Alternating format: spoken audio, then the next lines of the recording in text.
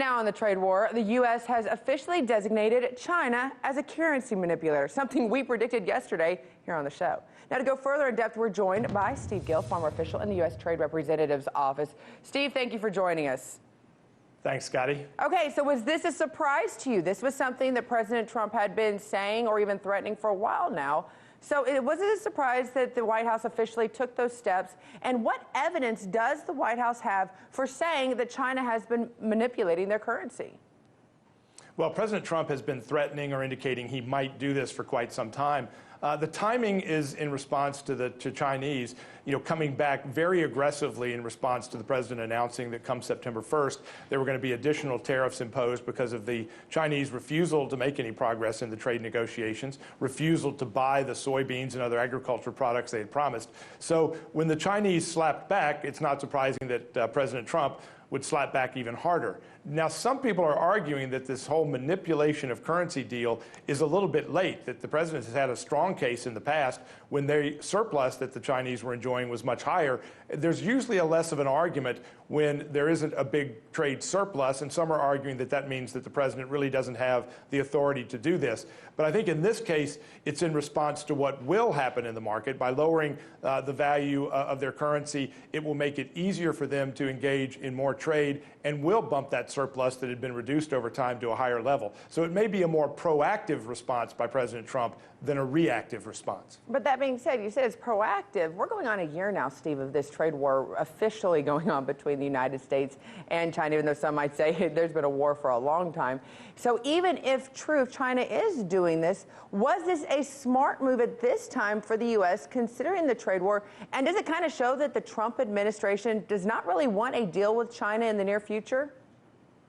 I think they want a deal. I think what we've been seeing over the last year is the Chinese, and I'll use a word we've heard in the past, misunderestimating President Trump.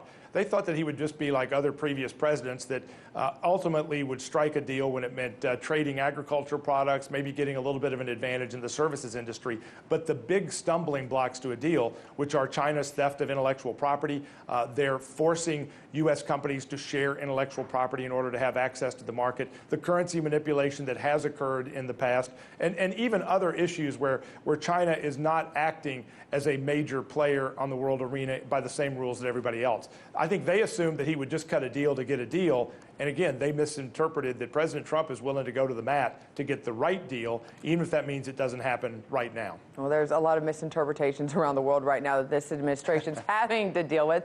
But that being said, what are the international effects? I mean, obviously, world markets took a hit today. This is because Beijing was designated a currency manipulator. So what has been the impact on global markets, and are they going to be able to recover in the long term?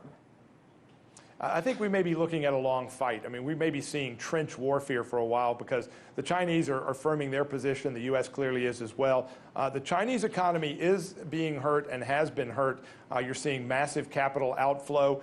Part of them changing their currency value right now is to try and stem the flow of capital outside of China or going to other places like Vietnam, Indonesia, Malaysia, the Philippines, rather than into China. So they are clearly taking an aggressive posture for a long war. I think the U.S. is doing the same thing, too. President Trump is assuming that this is going to be a long fight at this point. This is why you've heard him talking about the Chinese perhaps wanting to wait till after 2020 to actually resolve a deal. So I think while the president thought they were very close, and by most experts' analysis, we were close to a deal, when the Chinese balked, when they decided they would not go ahead with protecting intellectual property, stopping the manipulation, stopping the way that they were forcing companies to share their intellectual property. I think that broke the deal apart, and we are way away from a deal at this point. And unfortunately, I have to agree with you, even after covering this for a year. I couldn't let you go, Steve, without asking you about the current situation as U.S. Ambassador to Russia.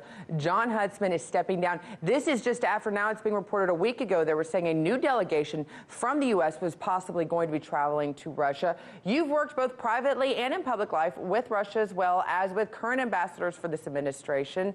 I don't really think Ambassador Huntsman has done anything spectacular in his role in helping the diplomatic relations between the two countries. What characteristics do you think right now President Trump is looking for in his next ambassador? And are there any names you would suggest, or maybe even being heard rumored in the rumor mill?